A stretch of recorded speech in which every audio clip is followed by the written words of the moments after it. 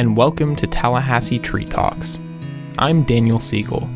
In this podcast, I'm going to be talking to citizens of Tallahassee about knowledge, experiences, and stories that have to do with one of our city's most incredible characteristics. Trees play major roles in our lives, and we also play a major role in the lives of trees. Join me as I get to know more about people, trees, and their relationships in Tallahassee. This podcast is sponsored by a community engagement grant from the Sunshine State Biodiversity Group in Tallahassee, Florida, a nonprofit aimed at conservation, education, and community outreach on environmental issues facing the region. For more information, visit sunshine-state-biodiversity-group.com. In this episode, we are going to cover the importance of dead things, tree pruning practices, damage from windstorms, wearing a helmet, and the rules and regulations governing tree care.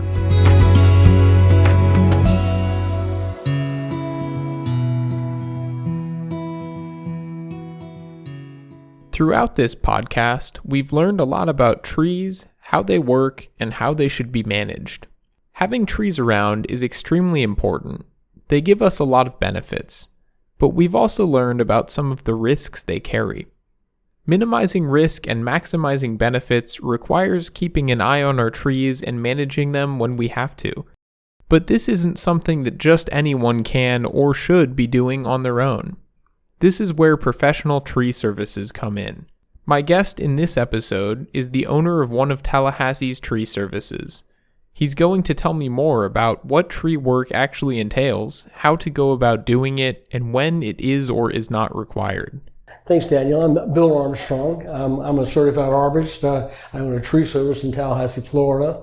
Been doing this for about 30 years. Do a lot of tree care work, pruning and do removals of trees, and work with a lot of different kinds of things with commercial things. I work with engineers designing projects to save trees, and I like what I do, and I'm glad to be here talking to you about it. Bill and Armstrong Tree Services have become a fixture of Tallahassee's tree care community. I've been in Tallahassee since '77. I came up here for a PhD program at Florida State and stayed. This is where I started the business in '89. Yeah, so my first question is, how did you get started working in tree care? It was a long time ago, and I was in Melbourne, Florida, and I needed a summer job. And I knew my parents knew somebody that knew how to tree service, and I got a summer job. So I did tree work every summer for about 2 years in high school, then went to college, and every summer I did tree work. And that got me interested in it and skilled in it. And then I went off and did something else with my college degrees that had nothing to do with tree service, and did that for about 15 years and got tired of it and bored with it. Too much bureaucracy in what I was doing. I was a principal of an education principal. And so I left and went back to started tree service and back to school some and done a lot of things with it. So that's what I'm doing now. Armstrong Tree Services does a lot of different kinds of work. Yeah, I'm a consultant, so I do.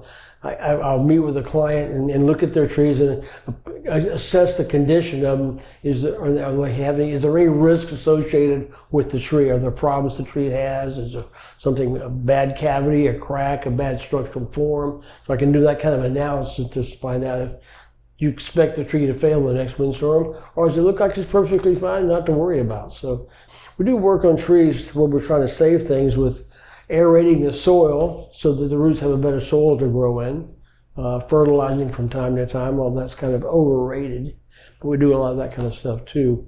And there's a lot of weird stuff we do in special areas, like we do the work at the Tallahassee Museum. They have a zip line out there. We helped design the zip line, putting it on trees that were better trees, and we do the maintenance out there. When there's a dead limb on the zip line tree, we make sure we get that off because a dead limb falls and kills somebody having a good time. Kind of fun working on the zip line. And the zip line's got to go from tree to tree, and sometimes the limb's in the way, so we'll prune the limb off so that the people can use the zip line to go through. Nothing to do with the tree really, but it's part of doing tree work. A million other things. Dead trees, we take down dead trees, of course, that if they threaten something. Bill doesn't like to take down trees that aren't posing some sort of risk. Tree risk, I'm a tree risk assessor. One thing about tree risk, the risk is not about the tree. The risk is what the tree or some part of the tree might do, and the potential for doing, falling and coming down and hitting something, a target, that's in the way that the tree can hit, and the value of that target. So a tree that might fall in the forest and not hit anything but maybe another tree is not a very risky tree. But a tree that might have is in a yard, if it falls one way, it might hit a house. If it falls any other way, it might hit anything. Well, that's kind of risky. But if it's got a chance of hitting something valuable wherever it falls, it's higher risk tree. And if a tree that falls, it might hit a mailbox, well, that's a little bit of risk, but it might hit a house, and it might hit the bedroom of the house where the people sleep at night, more risk. A dead limb in a tree over a daycare center playground, that's a lot of risk, just a limb, because kids playing there all the time. Dead limbs are much more likely to fall than living ones, so they're more likely to pose risk. But dead limbs that are already on the ground don't pose a risk anymore. Dead isn't necessarily a bad thing. In fact, I try to encourage people to leave dead stuff on their property. The tree dies, we like to take the top, go up on the pole and take the top out and then take the limbs off, so all that's left is a pole. And the dead pole in the foresters call that a snag, S-N-A-G. And the snag or dead wood is kind of the bottom of the food chain in the forest. It's where birds nest. It's where bugs live. They go into the wood and do it. And the bugs that live in the tree get eaten by things that like to eat bugs, and there are things that eat the things that eat the bugs. And so it's the food chain thing. And it starts in the woods with dead stuff. So it's good to have dead stuff around. And it's not just, people think it's just for woodpecker nests, and that's good too, but there's a lot of other things that dead stuff does. And as dead things rot on your property, it's fertilizing the ground. Things rot away and release nitrogen, so it's good for the soil, and it's good for things to grow. So having dead stuff is not necessarily bad. Time for a strange question. Do we have enough dead stuff in Tallahassee? It's a problem in some places where people have to have the pristine yard, and they rake their yard daily and make sure all the dead stuff gets put into a plastic bag and set up by the road and carried to the landfill where it's worthless. Some people understand the cycle of nutrients that get transferred into the soil and reused, and some people don't. So in some neighborhoods, it's people have mulched areas around the trees, and now there's just grass right up to, the whole yard, just grass or beds or something that don't really do any kind of recycling of nutrients or provide an opportunity for animals to live, or, And Tallahassee is probably one of the better towns in Florida for people having a little more interest in the environment and doing what I think of as good things with their trees. But even here, it's that sense of we have a role to play in preserving nature. They're losing that in Tallahassee right now. And I've seen in the last 10 years a big change in this town from wanting to preserve trees as much as possible to cut them down and build a bunch of stuff. That's all we care about, is making some money on the property. And it used to be that the city had ordinances that would make it very difficult to cut down a lot of big trees especially. But in the last 10 years, those laws have been changed. And it's easy now to cut down whatever you want as long as you pay a bunch of money for it. If you're a developer building a place like this, which was millions of dollars, what's another $50,000-$60,000 to cut down a bunch of trees? So there's been a de-emphasis on preservation in this town in the last decade. And there's some people that are aware of it and fighting it, and there's some that it just goes along and nobody notices. People don't notice it. It's one of those things that you don't notice that it's gone until it's gone. And then what do? Oh shit, we need more trees. We need something to eat carbon dioxide, because trees are the number 2 consumer of carbon dioxide in the world. Number 1 is plankton out in the ocean, because there's just so damn much of it. But trees do most of it. And we're whacking them down pretty fast. So. Bill's approach is to try and protect and conserve trees as much as possible. Armstrong Tree Services is just one company, but they do their fair share to push an emphasis on preservation instead of just whacking things down. And since you've started the business, how many trees would you say that you or your employees have interacted with? interacted with? That's a tough question. On a day, today we're working at the Tallahassee Museum where I do all the tree work, and we've worked on 4 or 5 trees there, making them. One fell over, we picked it up and got it off the fox habitat where it fell, and then some other trees, took some dead limbs off and pruned up some things. So that's just a day's effort. But God, in 30 years, I couldn't begin to tell you how many trees. I've never really thought about that. But yesterday we dealt with half a dozen. Lately, though, we had tornadoes in Tallahassee, and all we did for 7 weeks was pick up the tree that got blown over by the tornadoes and process it and get it off the house or out of the yard, and then fix whatever trees were left that weren't destroyed, and trying to prune them for health so they can not only survive but come back in 4 or 5 years and look like trees again. And we've done a lot of that. It works, but it's a lot of work to do. So storm damage is rough because it's dangerous, and it's not our favorite thing to do. Mostly we like to make trees look prettier and healthier, and with storms it's trying to survive. And people have had a rough time of it because you learn a lot about how much people really care about their trees when they all get torn down by a tornado and they're going to houses. And the hardest part for me in the last 7 weeks is not just doing the work of the job, but meeting with clients who are their houses is tore up, maybe not destroyed, but holes in the roof, whatever. But their landscaping, all their plants and their shrubs and everything is gone. I mean, and Tallahassee is a very wooded community, so to say gone, I mean turn from a deep wooded lot to a pasture. And it's people are just not dealing with that well at all. It's a shock, and I've done a lot of work with people crying at the front door and trying to do our best to get it back to normal, but that's what we've been doing. The tornadoes that hit Tallahassee on May 10th, 2024 did an unprecedented amount of damage, taking down a lot of trees and tree limbs.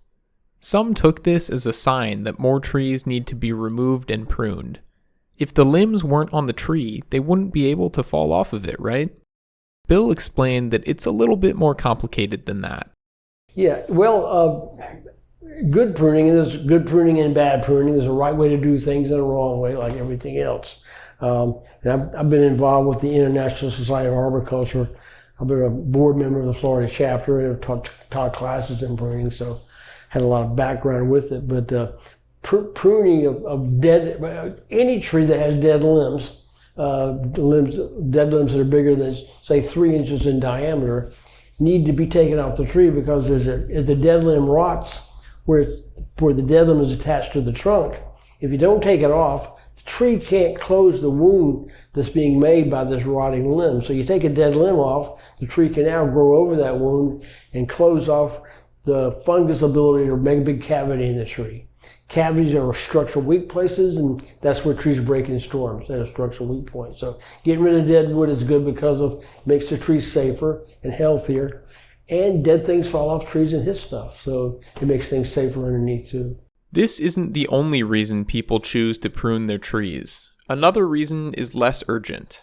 Shape, it's the way things look. The limb's hitting a building, so you got to reduce the limb so it doesn't hit the building anymore. It's too low to get underneath the park to mow the grass, so you do that. People want to cut down their trees so they can grow grass, which is the dumbest reason in the world to cut their tree down. And I think I always ask people when they want me to cut all their trees down, and I look at the trees, and I'm a tree assessor, risk assessor. I look at the trees, seem fine. Why are you cutting the trees down? I ask. And if they say so they can get the grass to grow, I always respond with the question, are you getting horses or cows? And I've gotten some bad responses from that question, but it's how I feel about it. Because trees are a lot more valuable than grass. I do a lot of work with appraising values of trees. A big live oak can be worth $25,000, $30,000. It adds that much value to the property itself. So it's not only are trees pretty and provide shade, and they do this thing with oxygen. Maybe you've heard about oxygen. And you get up carbon dioxide like nobody's business, but they add value to the property too, so they're worth having around. And if you can prune trees to make them healthier, they will last longer, they will survive. A well-pruned tree will survive a windstorm a lot better than one that hasn't been pruned. So, Proper pruning, when necessary, can make trees safer in windstorms. But there are other factors that play into a tree's risk level in severe weather. Start out with what kind of tree is it? There's been a lot of research on this. Some trees survive storms better than others, and it's because they have stronger wood, less likely to split and break. They have better root systems. And in the list of trees in hurricanes, the last tree to fall over in a Category 5 hurricane is live oak. We have a lot of live oaks in Tallahassee. They're very tough trees. They live a long time. They don't decay very easily. You get a dead spot in a live oak and it doesn't rot out real fast because they're very dense wood. They just don't rot. They also have an incredible strong root system. So great wood, doesn't break easy, doesn't split easy. The roots are good. And they have an attribute at about 100 miles an hour, the live oak leaves come loose and fly away. What makes the trees fall over in a windstorm is wind load. And that's a function of how many leaves there are to catch the wind. It's like a sailboat. We take the sail down, a sailboat doesn't go anywhere. So when the live oak gives up its leaves, the wind load goes to close to zero, and so the tree doesn't fall over. It's kind of a neat way to survive. Live oaks are designed to survive hurricanes. Bill also told me about the trees that don't survive so well. Almost all the invasive trees, and there's invasive trees in every part of Florida, they grow fast, they tend to be weak wood, they break easily, they come down. People think pine trees are dangerous and more likely to fail in a windstorm. Not. Some types of pine trees, longleaf pine for example, is in the top 10 trees that don't fail in a big windstorm, based on research. But a lot of trees do fall down in Tallahassee because there's a lot of pine trees in Tallahassee. And people think pines are bad because after a windstorm they go around and see pine trees laying all over the place and they go, oh my God, pine trees, they must be bad trees. No, this is a statistical anomaly. We look out the window here and we see, what are the trees we see out there on the horizon? A lot of pine trees. Well, 7 out of 10 trees in Leon County are pine trees. So when the wind blows hard, and we have to assume some distribution of structural defects, and trees fail because they have structural defects. So there's just so many pines, there's more pines with structural defects than any other kind of tree because it's just more damn pines. So when the wind blows, more pines fall over. But they're not, as a tree, particularly likely to fail because if you look out the window after all the storms we've had, there's still a lot of pine trees out there. So. People can do things that make trees more or less likely to survive, and these can be somewhat invisible. A lot of a tree is hidden underground. Damaging tree roots, cutting the roots off to put a parking lot in or a trench to bury some cable. When you cut the roots of a tree off, roots hold the tree up, so you don't want to do that. And when we're working on trees in areas around houses, one of the things we try to get people to do, maybe the builder or the people themselves, is stay away from underneath the canopy of the tree where the most important roots are. And if you do that, the tree's got a better chance of living because roots don't just provide food and water, but they provide structure. If a good root system means the tree's not going to fail in a windstorm. And a healthy tree will do a better job of surviving windstorms because healthy trees have healthy roots, stronger wood, and better systems. So of all these trees that you've been, looking at and dealing with after these windstorms that we had, do you think that, a lot of the damage that we saw could have been prevented with better tree care? Interesting point. I've a lot of the places where I've worked are on properties where I've worked before. And most of the trees that I've worked on in the last 10 years and done things like gotten rid of dead limbs and done some good pruning work and taking care of the root system, making sure the trees are healthy, most of those trees survived a lot better. So tree care will make a tree last through a storm better than a tree that hadn't been cared for. But again, the live oaks and the better trees, not invasive trees, but live oaks and hickories, and there's some trees that just do better because they're stronger wood. And I've seen that in the last month with the tornado damage. I've seen it in hurricanes too, but. So, tree care can make trees and people safer, both during storm events and on an everyday basis. But tree limbs are big and heavy. If they weren't, they wouldn't pose such a danger when they fall. So how do you deal with them? Carefully. Once trees get dead and start to rot out, we can climb trees with ropes and work on trees that way. But when they get real dead, we have lifts, bucket trucks. I've got a portable lift that runs on tracks, and they can actually go through a 35-inch gate and get into a backyard and get up to set it up and get up to 75 feet. So those kinds of technical ways of getting into a tree and working with it. And you take, as far as the weight of things, we rope things down so we don't destroy property. There's a lot of techniques to doing tree work and a lot of different kinds of equipment, but lifts are the way to do dead stuff especially.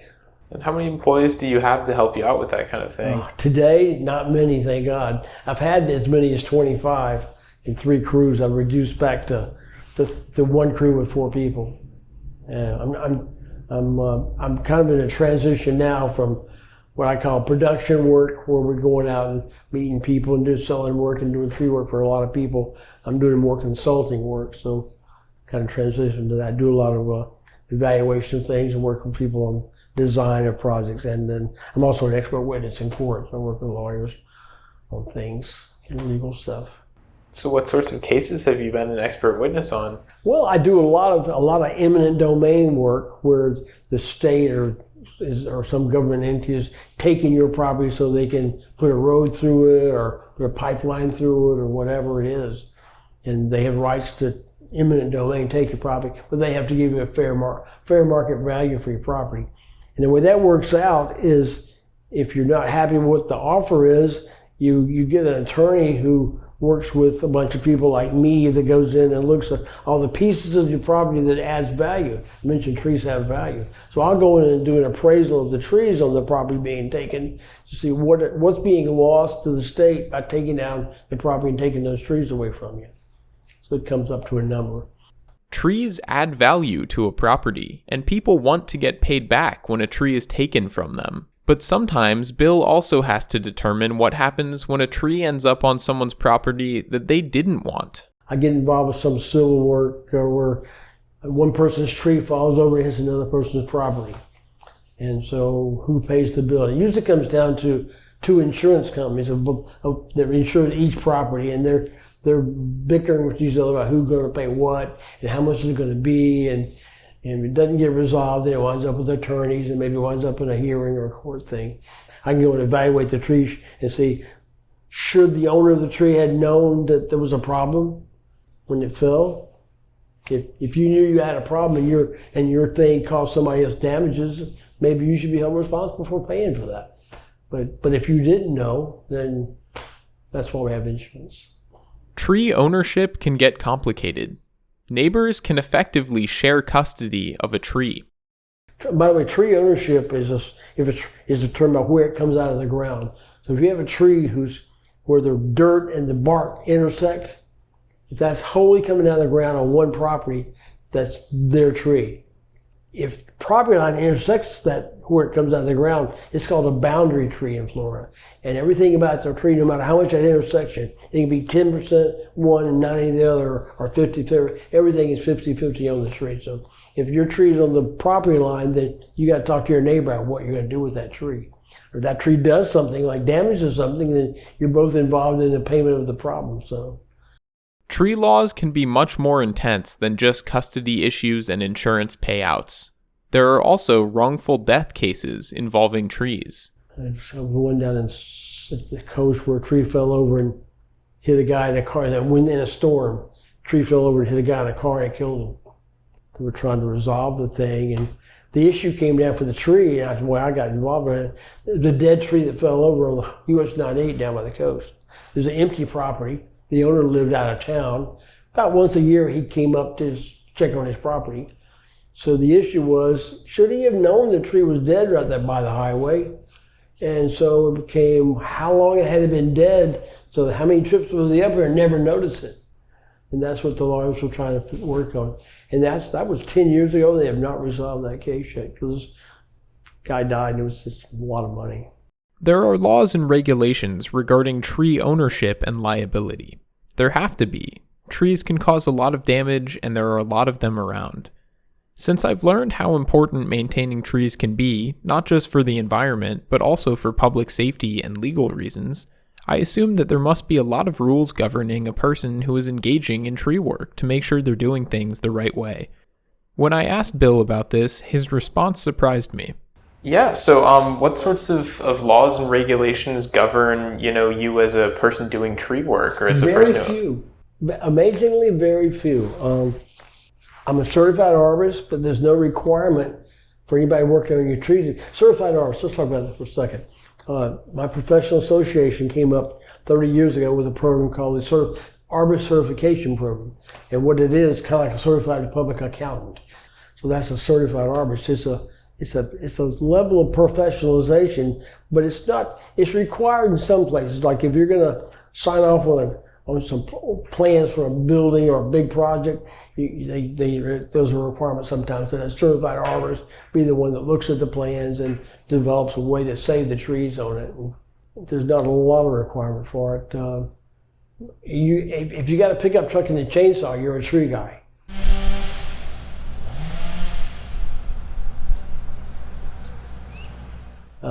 But do you know what you're doing? Well, maybe you do and maybe you don't.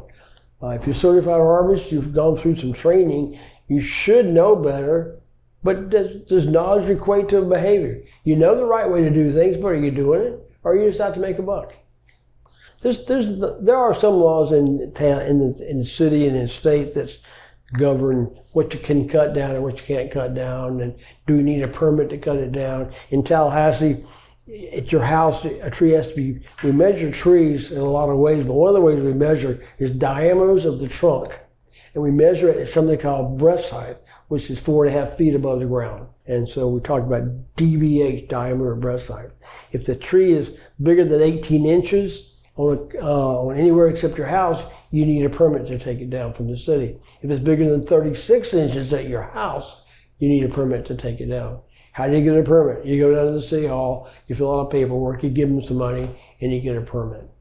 It used to be hard to get that permit for really big trees. I talked about this earlier. And so we were saving a lot of big trees. It's become very easy in the last 10 years to get that permit. It's just money. These rules aren't the same everywhere in Tallahassee. Some places like Canopy Roads, we have a series of Canopy Roads in Leon, Tallahassee and Leon County, and those roads are from the middle of the road to 100 feet on both sides of the roads. You're not allowed to cut down anything without being approved from a group called the Canopy Roads Committee. It's a special group of citizens that meet to review requests I want to put a driveway into my house and I got to go through that 100-foot setback, it's called. I'm not allowed to do that. And they want to see you do something, make sure what you're doing doesn't damage any other trees, or maybe put some more trees back or something. But so there's some weird places like that in town, but with special rules.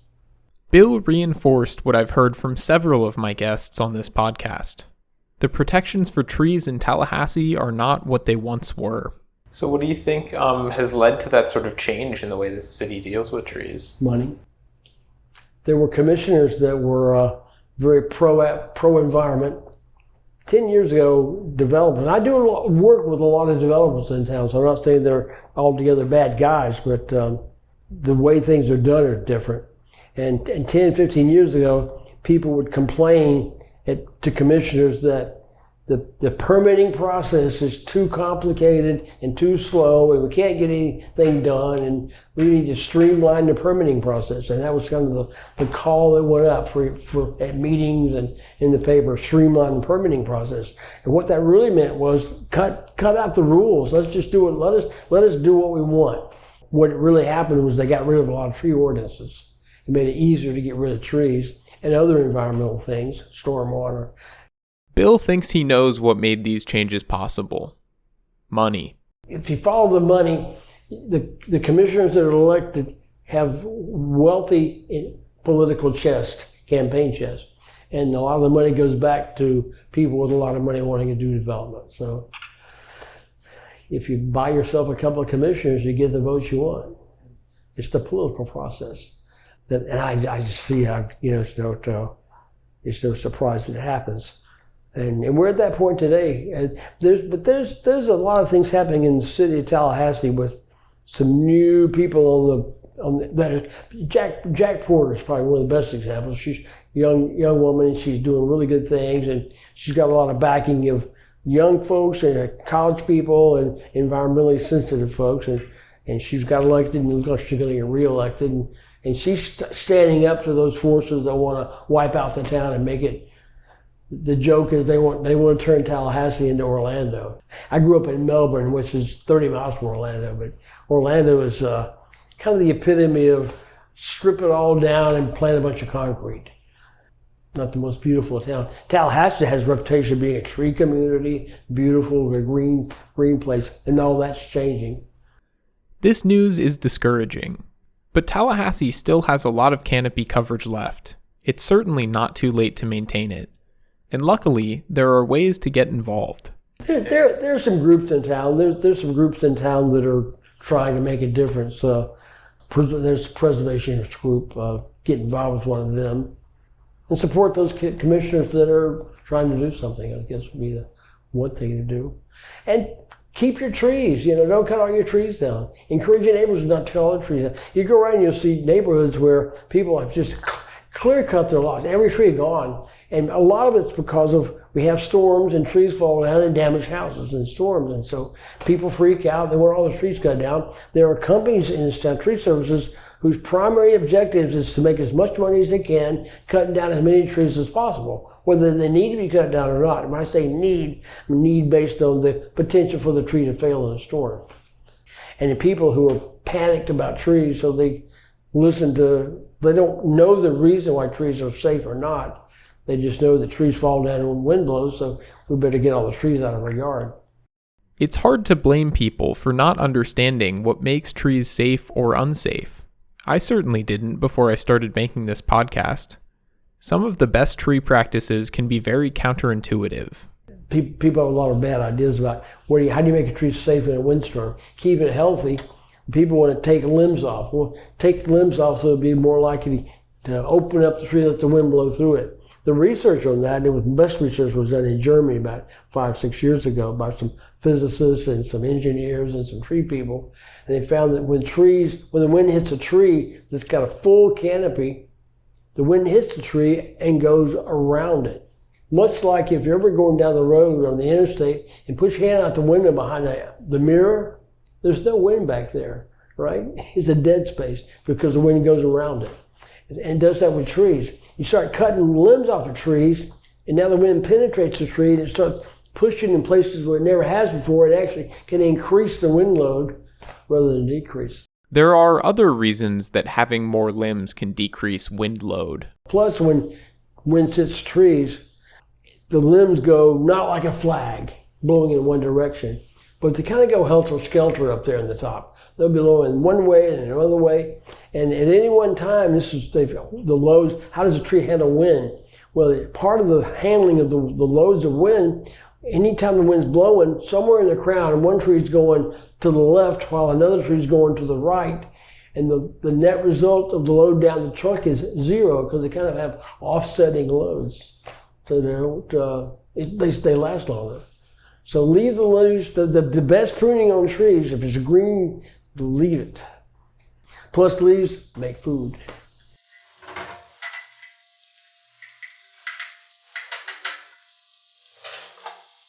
Photosynthesis, a lot of things people don't know, while the tree is making food through photosynthesis with the leaves, there's also some signals being created, hormonal signals, that tell the tree the more food production going on, it grows some roots, please.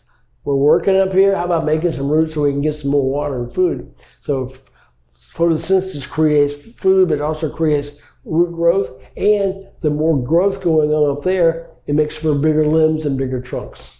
So the bottom line is, if you're going to do good pruning, is leave it the hell alone, let it's dead. If it's hitting the roof, then you got to have that cut off. But the best pruning is less pruning. Bill speaks from experience, but his practices are also based on research. Getting rid of more limbs doesn't necessarily make a tree safer. And regardless of the extent of damage tree limbs cause in Tallahassee during storm events, getting rid of more trees doesn't necessarily make a city safer either. But in fact, the research on trees says, in a windstorm, the University of Florida has done a lot of research on trees and windstorms, hurricane. First in a category 3 hurricane in a community, and this is based on 15 years of studies of like 20 storms, A community loses in a Category 3 hurricane, that's 135 miles an hour, loses 15% of the trees. 85% don't fall down. That doesn't sound like all the trees are going to fall down in a windstorm, does it? If you have a house in a hurricane in a windstorm, and you've got a lot of trees around your house, when the wind blows 100 miles an hour across an open field, when it gets to your property where there's a bunch of trees, the wind speed slows to about 40 or 50 because the trees slow it down or stop it. The biggest impact from windstorms in hurricanes is big pieces of things flying through the air 100 miles an hour and slamming into stuff. If you've got a lot of trees around your house, it doesn't make it to your house. The trees stop it. So maybe having trees around your house is a good thing in a windstorm. If they're solid trees, and if you can determine that they are, and there's ways of doing that. So most people, a lot of people in houses see the value of trees and want to keep them. And as we get to be, 114 degrees in the summer, and you've cut your trees down, damn good luck to you. There goes, you don't have to go outside, but you got to pay for the electricity to keep your house cool. And your bill's shot up 100% because you don't have any shade on it. So anyway, trees are good. Standards for arboreal care and maintenance have changed as we learn more about trees. Since you started doing tree care, have there been any practices that you've changed based on new research findings? I hope so.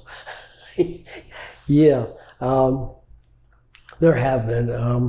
Well, a lot of things I mentioned already, just the way we pruning trees. And there was a time when the state of the art, if you will, was to prune a tree, to hurricane-proof a tree by opening it up. Palm trees. Historically, palm trees were pruned by taking all the dead fronds and as many fronds going up as you could, because it makes less wind, makes it easier for the wind to fewer fronds to catch the wind, and people don't want to have to go back and have to prune more dead fronds off every year, so they take more fronds off at the bottom. We found out that palm trees need all those limbs they got. It makes them stronger, all those fronds making food. And by taking off too many fronds, it makes it less safe in a hurricane. Where do you go to keep up with that recent tree research? Are there journals that you frequent? Yeah, there's the International Society of Arboriculture produces the Journal of Arboriculture. Is a summary of research going on in the country. I'm involved in the ISA, International Society of Arboriculture's board, and their conferences and workshops and training, books, materials. There's a group called the Tree Fund that raises money for tree research. I've been on that board for a while, not now, but so there's a lot of things out there, and you can get online and learn stuff, And then getting out and doing is also a good way to do it, and knowing people that know what they're doing and associating with them. I've hired a lot of people and tried to invest some time in their training and education so they can become better people. And that those people are, after 30 years of doing that, I'm seeing those people in Tallahassee working for other companies now and doing a good job of improving the overall quality of arboricultural care. And I think that's one of the things I like about what I've done as much as anything else. Is sort of raise the standard overall, not just things that my company's done, but other companies done too. Improving the standard for arboricultural care doesn't mean thinking only about the trees. It also involves making the experience better for clients, and of course for the workers themselves. Way back when I first started, one of the things that we did that was not done by anybody was wearing helmets. You think, gee, that seemed like a no-brainer. But because in tree work, you're working outdoors in a job where things fall from the sky regularly and they hit you in the head and kill you. So helmets seem like a natural, but it wasn't done. It just wasn't the practice. And so we started making it. My crews always had to wear helmets, and you didn't get out if you got out of the truck, you had to put a helmet on or go home. That was the way I controlled that. But very few companies are doing it. And now if you go around town and see just about every company, everybody on the crew's got helmets on, they're wearing safety gear, there's doing things. So it can be dangerous work, and that's one thing about trees. We haven't talked about that, the work itself. It can be dangerous work. We're doing, as you mentioned, big, heavy things. Tree care safety standards include requirements about certain practices, such as wearing helmets and maintaining multiple points of contact when climbing, but also rules about the types of equipment that should be used. And chainsaws, and equipment where you can get really injured. But if you're wearing all the safety equipment, helmets and eye protection, ear protection, chaps on your legs so the chainsaws can't cut you, and steel-toed boots, all that kind of stuff, then you're a lot less likely to get injured. Bill's company rules aren't the only ones governing his employees. There's the OSHA rules.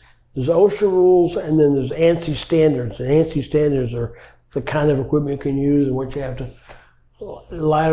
You're not supposed to be in the top 2 steps of a ladder. The ANSI rules and the OSHA standards are books like 5 inches thick.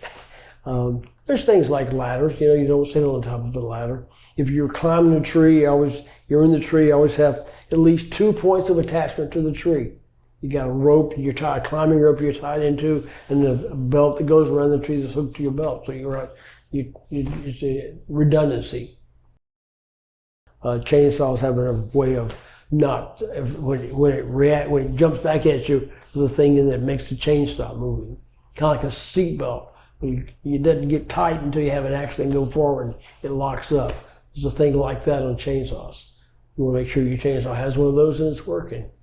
And how do you find that the tree services, not just yours, but the other ones as well in Tallahassee stack up to other cities in Florida or in the country? I've had an opportunity to go around Florida and to go around the country and see other companies, and Tallahassee does pretty good. If I have a personal complaint about some of the companies in town, is if they would do a little less emphasis on making money and a little emphasis on being a professional arborist, I would be a lot happier personally. I think we'd be better off as a community. But as far as the level of safety, there's some things that are done in this town that are dangerous and stupid, and they're working too quick. Inappropriate use of cranes. About once a year, a crane falls over on a tree crew in this town. To date, nobody's been killed with that, but that's probably coming. And it usually happens because they're reaching too far. They got the crane over the house. They're doing something it's not the standard way to do it. It's not the approved safe way to do it, but they do it because it's to get the job done, and it's cheaper to do it a bad way than a good way, I guess. But I don't see that much of that in town. I thought there's been generally the level of safety and professionalism of the companies in this town has really grown a lot. Bill is involved with trees in a lot of different ways, but he doesn't do everything. So besides dealing with, the trees that already exist, do you do any things like tree planting? I don't. I try to stay away from there are 24 hours in a day, and I've occasionally do an installation. I know that there's a lot of research. What's the best way to plant a tree? And every now and then I'll get involved with some special customer that wants some help in doing that, and we'll go and just do a little meeting with what's the right way to plant it and install it, and how to make it so it doesn't fall over. But that's rare. One of the requests Bill gets frequently is to thin trees out so things can grow under them. They always want to take down the lowest limb. Well, if you take down the lowest limb, the other 37 limbs above the tree are still blocking light. So the right way to do it is to go through the tree and thin it out all the way to the top to let light penetrate through. And so we do that kind of work. Yeah, and people spend a lot of time doing the wrong thing and trying to control nature because they want to, but they can't, and either wind up just spending a lot of money that doesn't help or kill the tree. I like to save trees, but at some point, it's just a tree. let's not waste everything, a lot of time and money trying to make something it's not, when we could put those same resources into making a tree that's put in the right place, and it'll be the right tree, and add things to the property and add things to your environment. So you gotta look at the bigger picture sometimes. Bill likes to think big picture, and he appreciates clients who do too.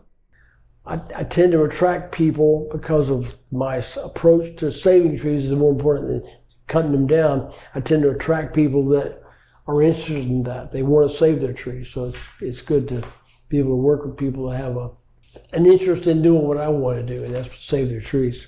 I think in Tallahassee there was a lot of folks that like that approach, but not all. But I'm not for everybody, so and don't want to be for everybody. Like if all you want is all your trees cut down, I'm not interested. I got plenty of work. What I think it was good work to do without having to resort to that kind of day. And my crews like it too. My employees, I'd rather go out and make a thing healthier, safer, prettier than just go in and wipe it all out. I've hired people with that kind of attitude. If I didn't, after working a year or so, they'd kind of become that way because that's what we do. Yeah, no, you definitely can't deal with all of the trees here. There's a few too many for... Oh, yeah, there's plenty of work. There's always plenty of work in Tallahassee for trees.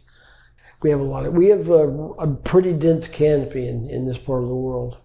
In fact, there's different areas of diversity of species of trees. And one of the areas that has the most per square mile diversity, meaning different types of species, is near here, the Apalachicola region.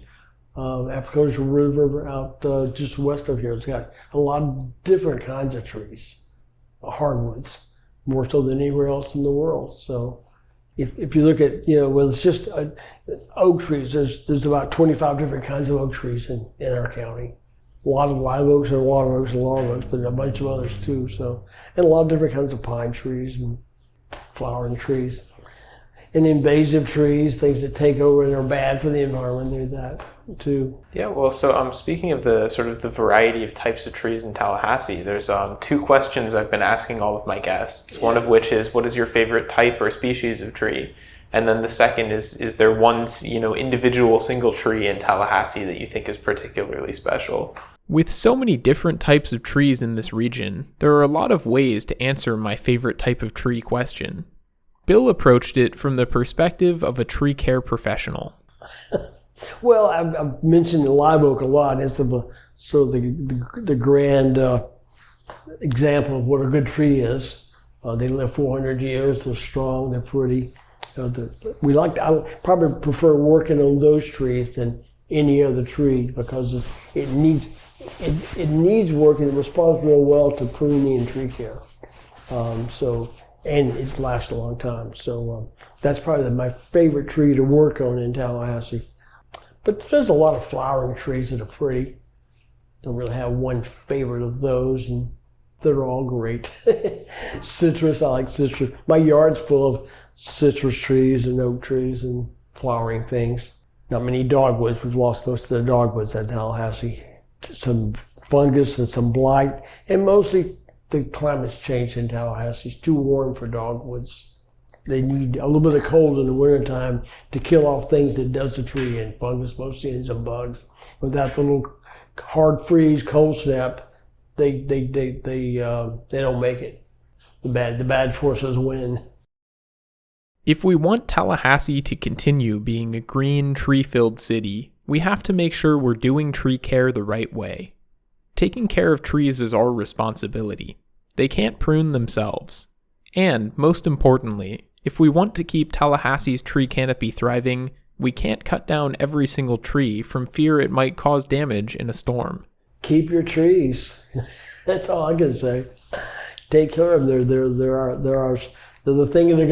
trees are the things that are keeping us alive on this planet, and we need to keep them.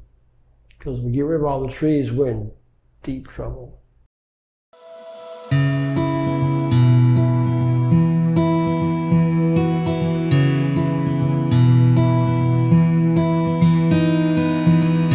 Thank you for tuning in to Tallahassee Tree Talks.